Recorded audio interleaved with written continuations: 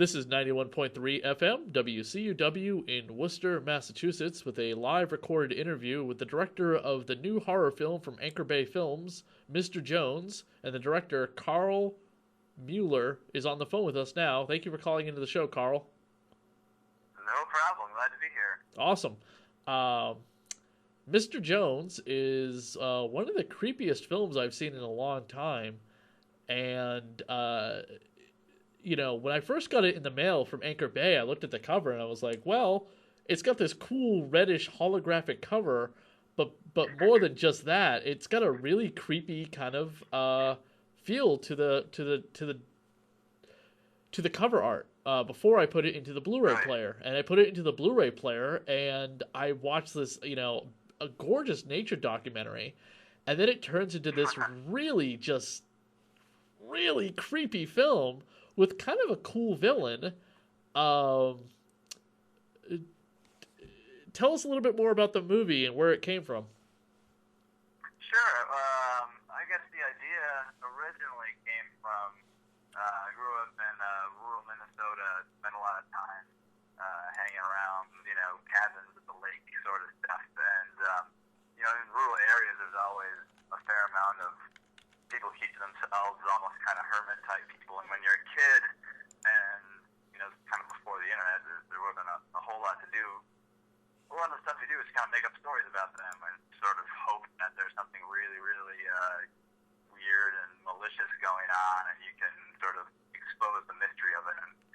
And that never happened to me, but, that sort of, the sense of fun about that, I guess, kind of like stuck with me. And I guess that was maybe the original impetus behind coming up with this story. Were you really trying to go for a film that really kind of makes people think about it a lot? A lot of the reviews I've read had people saying, "Wow, did that really just happen?" Or, this is a movie that leaves you at the end thinking, "Jesus Christ." Yeah, I mean, I like movies that leave you a little more open ended, that sort of make you think and bring your own interpretations to it, and I guess try to do something different. And this one sort of. As the movie goes along, I get more sucked into this sort of essentially nightmare, sort of living nightmare world that's going on around them. So what I tried to do with the filmmaking was to just mirror the sense of dislocation and not really being able to quite understand what's going on, while also, trying to keep a sort of narrative thrust underneath that and to keep it scary and keep it sort of going along. So, I'm not surprised that, some people have that reaction. I mean, a lot of people, they really, really like everything tied up neatly at the end of a movie, and they understand exactly what's going on at every point. And I understand that. I mean, that's fine. But I think that there's definitely a corner of filmmaking where you should be able to explore a little more, a little more ambiguous things, and sort of to throw the audience off balance a little bit. Which I enjoy as an audience member, so just kind of trying to make the kind of movie that I'd like to see. Where do you draw a lot of your inspiration from as a filmmaker? What films influenced you as a kid? As a kid, wow. Well, as a teenager, whatever. Teenager, college student.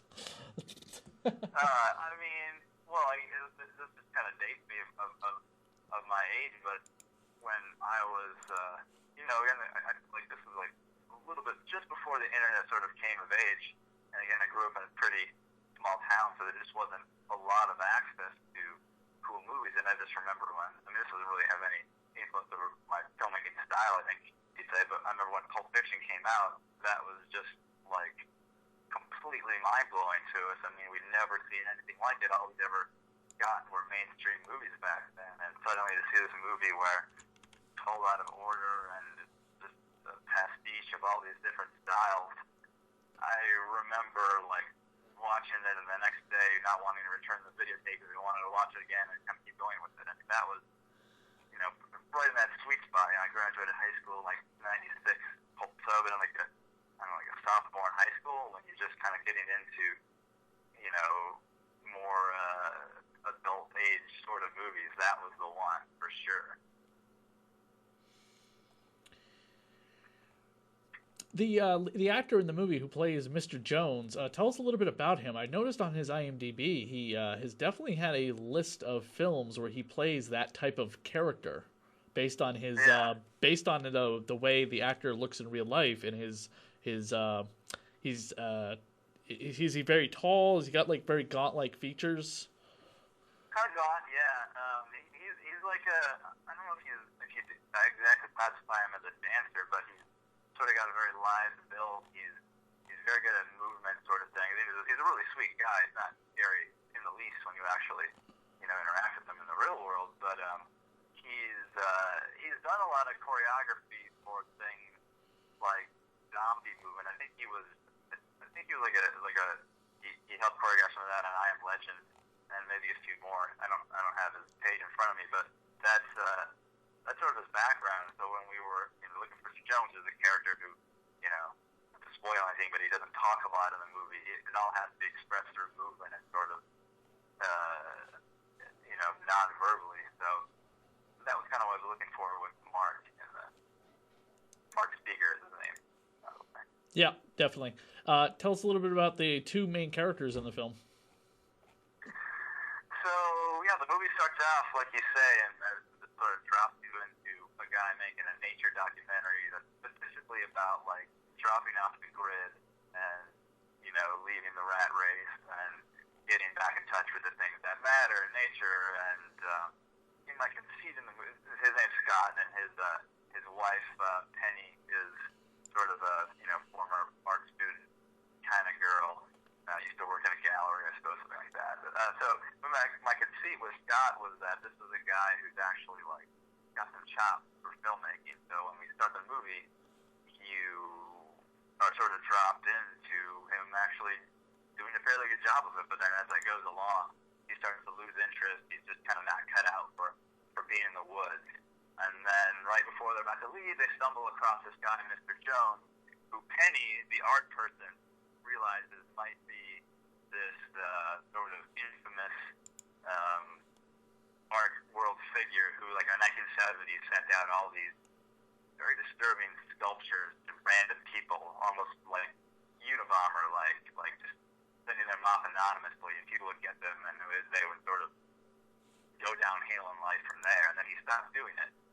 Like 30 years later, suddenly they find this guy out there, and sort of the film that Scott's making shifts to like, holy crap, we have found like this kind of unicorn of the art world. And Penny starts to actually drive them wanting to do that, because although she's not the filmmaker, she's actually the person who knows who he is and understands that, like, you finally got a new sculpture from this guy, you can sell that on the market for 6 figures, something like that. Not to mention the story we get by stumbling across him. Is there anybody like that in real life that you can think of? Any type of like artist nobody has ever seen before? Well, sure. There's examples of what are called outsider artists, who are just sort of people who are completely off the art world grid, who just make stuff on their own. And I mean, to me, the most fascinating example that I know about is this guy named Henry Darger, who was like, he died in Chicago. He was like 70, he's in the 70s or 80s. I think this was like maybe 20 years ago. And he was a total shut-in, like didn't have any friends, nobody knew him, lived in an apartment anonymously. Neighbors didn't know who he was. He was a janitor.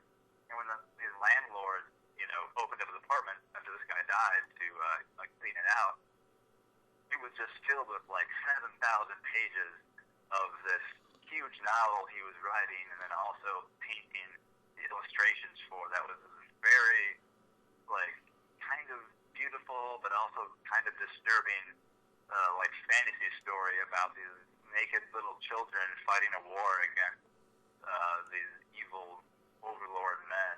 And he's, since then, like that work is shown in museums, and there's huge monographs that have been made out of this stuff. And I just find that fascinating. This guy is just, out there on his own, and he's not influenced by anything else, and God only knows what his motivation for doing it is.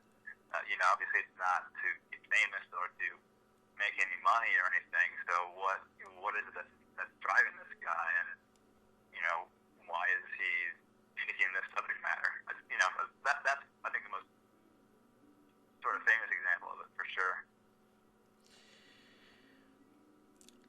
What are some of the other projects that you've worked on? That I've worked on.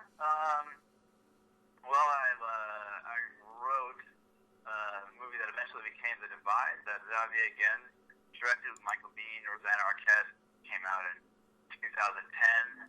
I've got an Amish horror movie called Where the Devil Hides that is kind of just being finished. I'm not sure when that's coming out. Those are the ones that have sort of gotten in front of the cameras, and I've been knocking around as a screenwriter in Hollywood for like 6 years or so. So a lot of like project development and turnaround and that whole lovely corner of the world.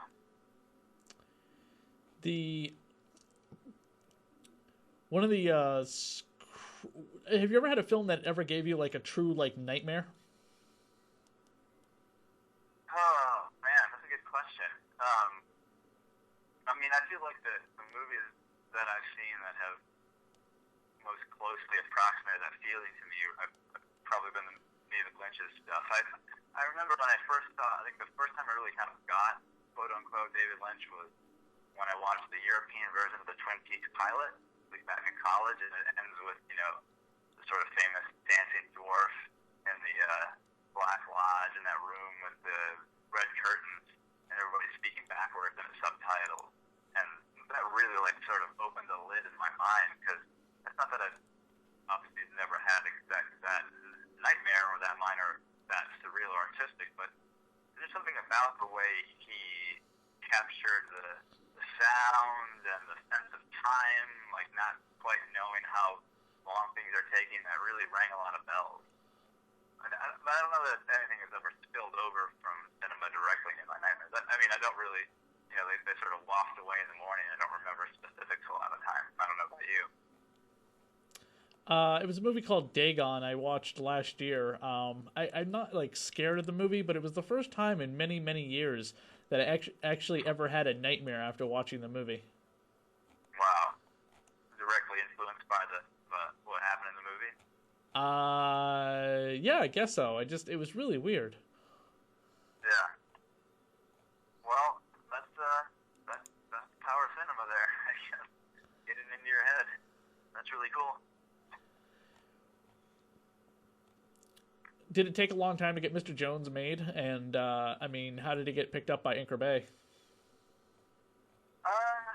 It was a fairly quick process where the producer of The Divide, Ross Dinnerstein, he just had some success with a little movie called The Pact, which played Sundance and did fairly well for IFC.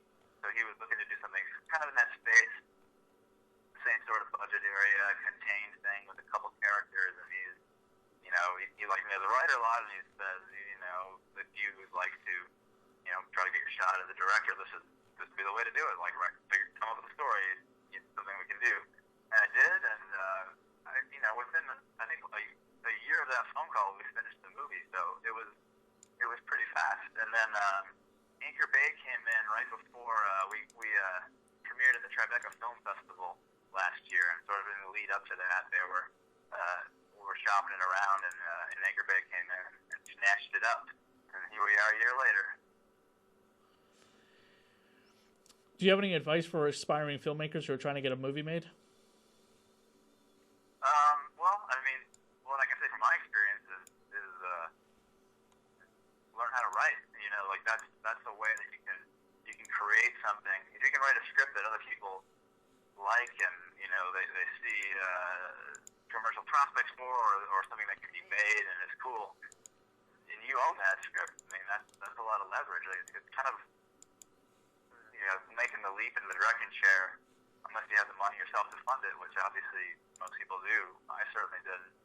You need to have something like that that's going to bring something to the game that will help them get the movie made. And the easiest, I mean, it's hard to write a good screenplay, but the most inexpensive and thing that anybody can do if they put their mind to it and have a little talent is to write scripts. I guess that would be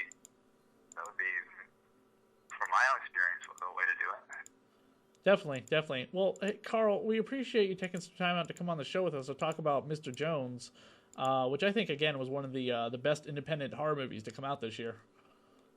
Well, I'm really really glad to hear you say that. I mean, I think this is a movie that's going to kind of split people because it's definitely trying to do something a little different, and I just want people to know that if that's what you're sort of into, this is a movie you should definitely check out. Cool. Thank you so much again for coming on the show with us, Carl, and we look forward to more of your projects in the future.